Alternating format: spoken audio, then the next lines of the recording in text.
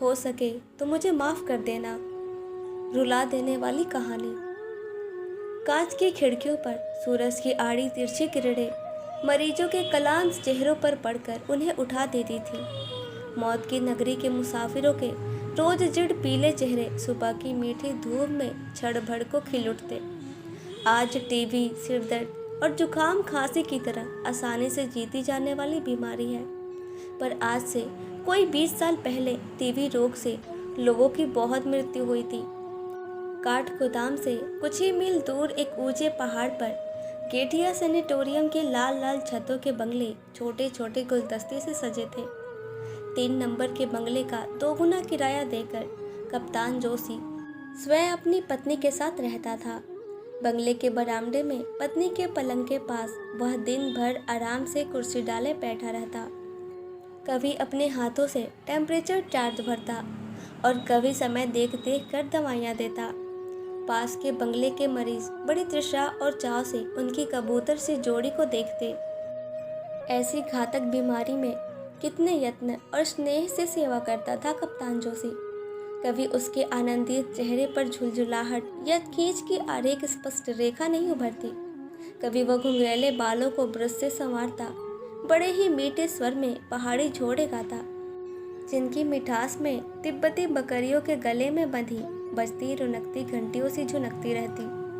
पहाड़ी मरीज बिस्तरों से पुकार कर कहते, वाह कप्तान साहब, एक बार और। कप्तान अपने पलंग से घुली मिली सुंदरी बानो की ओर देख बड़े प्यार से मुस्कुरा देता। बानो का गोरा चेहरा बीमारी से एकदम पीला पड़ गया था और उसकी बड़ी बड़ी आंखें और बड़ी बड़ी हो गई थीं। शांत तरल दृष्टि से वह कप्तान को दिन रात टुकुर टुकुर देखती रहती। विवाह के 2 वर्ष पश्चात यही उनका वास्तविक हनीमून था, जहाँ न अम्मा, चाची और ताई की शासन की लगामी थी, ना नई बहू के घूंघट की बंदिश। पिंजड़े की चिड़िया आज़ाद कर दी गई थी, किंतु अब उसके कमज़ोर डैनों में उड़ने की ताकत नहीं थी। कप्तान उसकी दुर्बल तप्त हथेली को अपनी कसरती मुट्ठी में बड़े प्यार से दबाकर सहलाने लगता, तो उसकी सिंग सी कलाई की सोने की चूड़ी सर सर कर कोहनी तक सरक जाती। उन दिनों गेठिया का डॉक्टर एक अधेड़ स्विस था। एक दिन उसने कप्तान को अकेले में बुलाकर कहा, कप्तान, तुम अभी जवान हो, यह बीमारी जवानी की भूखी है। मैं देख रहा हूँ तुम जरा भी परहेज नहीं बरतते। मरीज की भूख को दवा से जीतना होगा, मोहब्बत से नहीं। चढ़ को सब समझकर कप्तान लाल पड़ गया। उसके बूढ़े पिता के भी कई पत्र आ चुके थे और माँ ने रो रो कर चिट्ठियाँ डाल दी थी। मेरे 10-20 पूत नहीं है बेटा, यह बीमारी सत्यानाशी है। पर कप्तान पहले की तरह अलमस्त डोलता, कभी बानों के चिकने केसों को चूमता, कभी उसकी रेशमी पलकों को, कभी पास के प्राइवेट वार्ड की गुमान सिंह मालदार की गोल मटोल पत्नी नेपाली भाभी से मजाक करता था। नेपाली भाभी के पति की असंख्य मोटरें अल्मोड़ा नैनीताल को घेरे रहती। चाय के बगीचों का अंत नहीं था, किंतु उनके वैभव ने पत्नी के प्रति प्रेम और मोह की बेड़ियां काट दी थी। 1 वर्ष से वे एक बार भी उसे देखने नहीं आए। एक दिन कप्तान ने देखा नेपाली भाभी की खांसी बहुत ही बढ़ गई है। खांसी का दौरा सा पड़ा और कप्तान भागकर देखने गया तो देखा रक्त के कुंड के बीच नेपाली भाभी की विराट गेहुआ देह निष्प्राण पड़ी थी। नेपाली भाभी अपनी जीवन से अलविदा ले चुकी थी। कुछ दिन तक कप्तान उदास हो गया। बानों की बड़ी बड़ी आंखों में भी उदासी के डोर पड़ गए। जब ऐसी हंसती खेलती लाल लाल भाभी को मौत खींच ले गई, तो हड्डियों का ढांचा मात्र बानो तो हवा में उड़ती रुई का फाहा थी। भाभी की मौत आकर जैसे उन दोनों के कानों में कह गई थी कि जिंदगी कुछ ही पलों की है। नित्य निकट आती मौत ने बानो को चिड़चिड़ा बना दिया, पर जैसे इकलौते जिद्दी दुर्बल बालक की हर जिद को स्नेहमयी माता हंस खेल कर झेल लेती है, वैसे ही कप्तान बानो की हर जिद पूरी करता। कभी वह खिली चांदनी में बाहर जाने को मचलती, तो वह अपने खाकी ओवरकोट में उसे लपेटकर अपनी देह से सटाए लंबी चिड़ की छाया में बैठा रहता। बानो को विवाह के ठीक तीसरे ही दिन छोड़कर उसे बसरा जाना पड़ा था। उन 3 दिनों में खाकी वर्दी में कसे 6 फुट शरीर और भूरी भूरी मूंछों को देखकर बानो उससे जितना ही कटी कटी छिपी फिरती, वह उसे पाने को उतना ही उत्सुक हो उठता। उसे देखते ही वह अपनी मेहंदी लगी नाजुक हथेलियों से लाज के मारे गुलाबी चेहरा ढक लेती। दूसरे दिन बड़ी कठिनता से कप्तान उसके मुंह से धीमी फुसफुसाहट में उसका नाम कहलवा पाया था। क्या नाम है तुम्हारा? उसकी तीखी ठुड्डी उठाकर कप्तान ने पूछा था। बानो। उसके पतले होठ हिलकर रह गए। राम राम, मुसलमानी नाम, कप्तान ने हंसकर छेड़ दिया। सब यही कहते हैं, मैं क्या करूं? बानो की आंखें झलक उठी। मैं तो तुम्हें छेड़ रहा था। कितना प्यारा नाम है। पहाड़ी नाम भी कोई नाम होता है भला? सरुली, परुली, रमा, खस्टी, वह बोला। कितने साल की हो तुम बानो? इस आषाढ़ में मुझे 16वां लगेगा। बानो ऐसे उत्साह से बोली जैसे उसने आधी जिंदगी पार कर ली हो। कप्तान का दिल भर आया। अपनी खिलौने सी बहू को उसने खींचकर हृदय से लगा लिया। पहले वह अपने ताऊ और पिता से सख्त नाराज हो गया था। कहाँ वह ठसकेदार बाका कप्तान और कहाँ हाई स्कूल पास छोकरी को पल्ले बांध कर रख दिया। पर बालिका बानो की सरल आंखों का जादू उस पर चल गया। तीसरे दिन ही उसे बसरा जाना था। कप्तान ने बानो से अलविदा लेने आया तो वह कोने में बैठी छालियां कतर रही थी। उसकी पलकें भीगी थी और पति की आहट पाकर उसने घुटनों में सिर डाल दिया। झट से झुककर कप्तान ने उसका माथा चूम लिया, उसका गला भराया। 3 दिन की ताजा सुंदरी नववधु को इस तरह छोड़कर जाना कप्तान को दुश्मनी की गोलीबार से भयंकर लगा।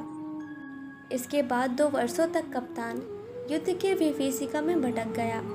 वर्मा और बसरा के जंगलों में भटक भटक कर उसके साथी वहसी बन गए थे, गंदे अश्लील मजाक करते। फौजी अफसरों में कप्तान ही सबसे छोटा उम्र का था। 2 साल बाद घर पहुंचा तो दुनिया बदल चुकी थी। उन 2 वर्षों में बानो ने 7-7 नंदों के ताने सुने, भतीजों के कपड़े धोए, ससुर के होश भी ने, पहाड़ों की नुकीली छतों पर 5-5 शेर उदड़ पीस कर पहाड़ियाँ तोड़ी। कभी सुनती उसके पति को जापानियों ने कैद कर लिया है, अब वह कभी नहीं लौटेगा। सास और चाचिया के व्यंग्य बाढ़ उसे छेद देते और एक दिन 6 का तचक कुंडली मारकर उसकी स्नेह सी छाती पर बैठ गया। उसे सैनिटोरियम भेज दिया गया था। दूसरे ही दिन कप्तान बानो को देखने चल दिया तो घर वालों के चेहरे लटक गए। गेठिया पहुंचा और एक प्राइवेट वार्ड के बरामदे में लेटी बानो को देखकर उसका कलेजा उछलकर मुंह को आ गया। 2 वर्षों में बानो खिसकर और भी बच्ची बन गई थी। कप्तान को देखकर उसकी तरल आंखें खुली ही रह गई, फिर आंसू टपकने लगे। कहने और कैफियत देने की कोई गुंजाइश नहीं रही। बानो के बहते आंसुओं की धारा ने 2 साल के सारे उलाहने सुना दिए। दोनों ने समझ लिया कि मिलन के वे क्षण मुट्ठी भर ही रह गए थे। उन दिनों सैनिटोरियम में एक अत्यंत क्रूर नियम था। रोगियों को उनके अंतिम अवस्था जानकर उन्हें घर भेज दिया जाता। सैनिटोरियम में मृत्यु का प्रवेश सर्वथा निषिद्ध था। नेपाली भाभी की मृत्यु के बाद कप्तान और बानो मातम में डूब गए, पर चौथे दिन वे फिर हनीमून मनाने लगे। अपनी साड़ियों का बक्सा निकलवा कर बानो ने कई साड़ियों पर इस्त्री करवाई। बड़ी देर तक दोनों ने पेशेंस खेला, पर शाम होते ही बानो मुरझाने लगी। दिन भर उसे दस्त आ रहे थे और टीबी के मरीज को दस्त आना खतरे से खाली नहीं होता। डॉक्टर दलाल आया। उसने कप्तान को बाहर ले जाकर कमरा खाली करवाने का नोटिस दे दिया। कल ही ले जाना होगा। I give her 2 to 3 days। इससे ज़्यादा नहीं बचेगी। कप्तान का चेहरा सफ़ेद पड़ गया। घर जाने का प्रश्न नहीं उठता था। 3 रसभरे महीनों की मीठी धरोहर को वह घर की कड़वाहट से अछूत ही रखना चाहता था। भुआली के पास ही एक चाय की दुकान के नीचे साफ सुथरा कमरा मृत्यु का पासपोर्ट पाए बानो जैसे अभागे मरीजों के लिए सदा बाहें फैलाए खुला रहता था। सैनिटोरियम को छोड़कर हम कल दूसरी जगह चलेंगे बानो, यहाँ साली तबीयत पोर हो गई है, बड़े उत्साह और आनंद से कप्तान ने कहा। पर बानो का चेहरा फप पड़ गया। वह समझ गई कि आज उसे नोटिस दे दिया गया है। बड़ी रात तक कप्तान उसके गालों के पास अपना चेहरा ले जाकर गुनगुनाता रहा और फिर जब बानो को नींद आ गई तो वह भी अपने पलंग पर जाकर सो गया। सुबह उठा तो बानो पलंग पर नहीं थी। सोचा किसके बाथरूम चली गई होगी। जोश आने पर वह काफ़ी दूर तक चल लेती थी। बड़ी देर तक नहीं लौटी तो वह घबरा उठा। बानो कहीं नहीं थी। भागकर वह मरीजों के पास गया। डॉक्टर आया, नर्स आई, चौकीदार आया, पर बानो कहीं नहीं थी। सैनिटोरियम में आज पहली बार ऐसी अनहोनी घटना घटी थी। दूसरे दिन बड़ी दूर रठी घाट पर बानो की साड़ी मिली थी। मृत्यु के आने से पूर्व वह अभागिन स्वयं ही भागकर मृत्यु से मिलने चली गई थी। इसमें कोई संदेह नहीं रहा कि बानो ने डूबकर आत्महत्या कर ली थी। शौक से पागल होकर कप्तान उसकी साड़ी को छाती से चिपटाए फिरता रहा, किंतु मर्द की जवानी जाड़े की भयंकर लंबी रात के समान है जो काटे नहीं करती। एक ही साल में उसका फिर विवाह हुआ। अब के ताऊ और पिता ने खूब ठोक पीट कर बहू छाटी। ऊंची, अगली, गोरी और एमए पास। कप्तान की नई पत्नी के पिता थे मेजर जनरल।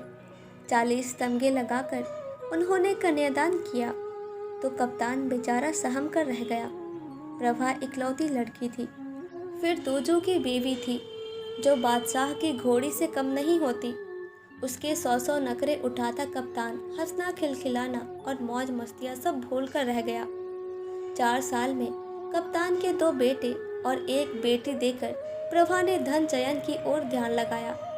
16 सालों में कप्तान के बैंक बैलेंस में रुपयों और नोटों की मोटी तह जमा कर दोनों नैनीताल घूमने आए। कप्तान की थोड़ी सी तोड़ निकल आई थी। चेहरा अभी भी मस्ताना था, पर मूंछों में अब वह ऐंठ नहीं रह गई थी। कनपट्टी के आसपास के बाल सफ़ेद हो चले थे।